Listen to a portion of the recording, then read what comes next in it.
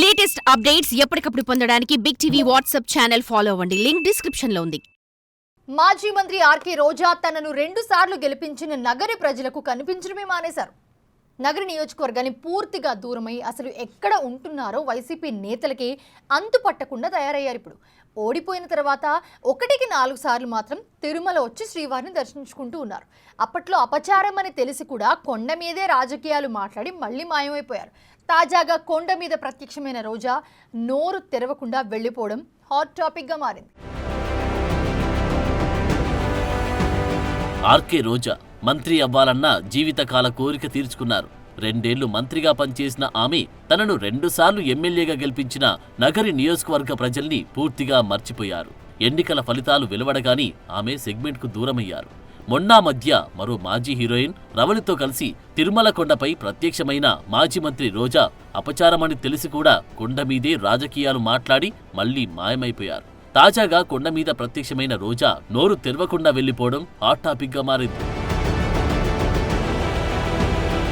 ఆమె ఎక్కడున్నారో ఎవరికి అంతుపట్టనప్పటికీ ఉనికి చాటుకోవడానికి అన్నట్లు అప్పుడప్పుడు మీడియాకి వీడియోలు రిలీజ్ చేస్తూ హడావిడి చేస్తున్నారు. బెజవాడ వరదలప్పుడు ముఖ్యమంత్రి చంద్రబాబు నాయుడు దగ్గర నుంచి అందరూ వరద సహాయక చర్యలను క్షేత్రస్థాయిలో ఉండి పర్యవేక్షిస్తుంటే అసలు ప్రభుత్వం పూర్తిగా విఫలమైందని ప్రకటించి విమర్శల పాలయ్యారు. తర్వాత పుంగనూరులో బాలిక హత్య విషయంలోనూ లేనిపోనివి మాట్లాడి అబాసు పాలయ్యారు. ఇప్పుడు గుంటూరు ప్రభుత్వ ఆసుపత్రిలో చికిత్స పొందుతూ మరణించిన సహన మృతిపై రోజా మరో వీడియో రిలీజ్ చేశారు. సాక్షాత్తు ముఖ్యమంత్రి చంద్రబాబు ఉన్న జిల్లాలో మహిళా హోంమంత్రిగా ఉన్న ఈ రాష్ట్రంలో టీడీపీ రౌడీ షీటర్ కిరాతకంగా దాడి చేసి సహనను హత్య చేయడం దారుణమని, ఇది ముమ్మాటికి ప్రభుత్వ హత్యని, ఈ హత్యకు ముఖ్యమంత్రి చంద్రబాబు, హోంమంత్రి అనిత, డిప్యూటీ సీఎంలే కారణమని హావభావాలు ప్రకటించారు. అయితే ఆ హత్య చేసిన రౌడీ షీటర్ వైసీపీ సానుభూతి పరడని అతని తల్లే అప్పట్లో ప్రకటించారు. దాంతో మళ్లీ సోషల్ మీడియాలో రోజా అందరికీ ట్రోల్ అయ్యారు. అక్కడితో ఆగితే బాగుండేదేమో, కానీ సీఎం, డిప్యూటీ సీఎం, హోంమంత్రులు లైఫ్ ఎంజాయ్ చేస్తున్నారని, సీఎం చంద్రబాబు, బాలకృష్ణలు అన్స్టాపబుల్ రియాలిటీ షోలతో ఎంజాయ్ చేస్తున్నారని అప్పట్లో విమర్శలు గుప్పించారు.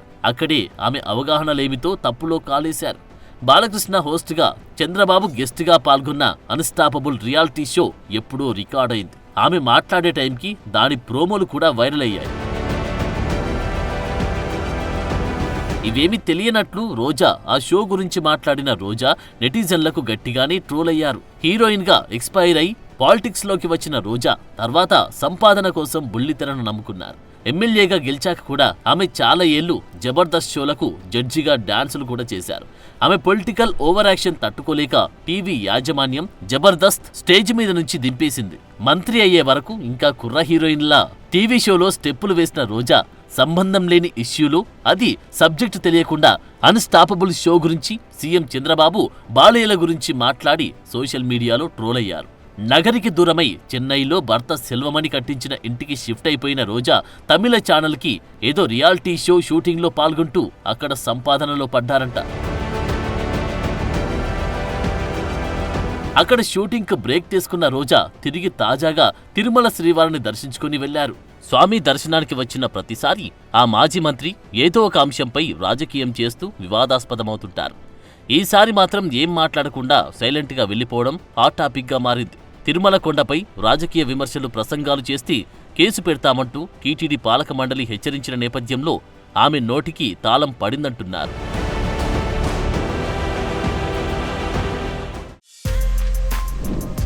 For more videos like this, subscribe Big TV channel.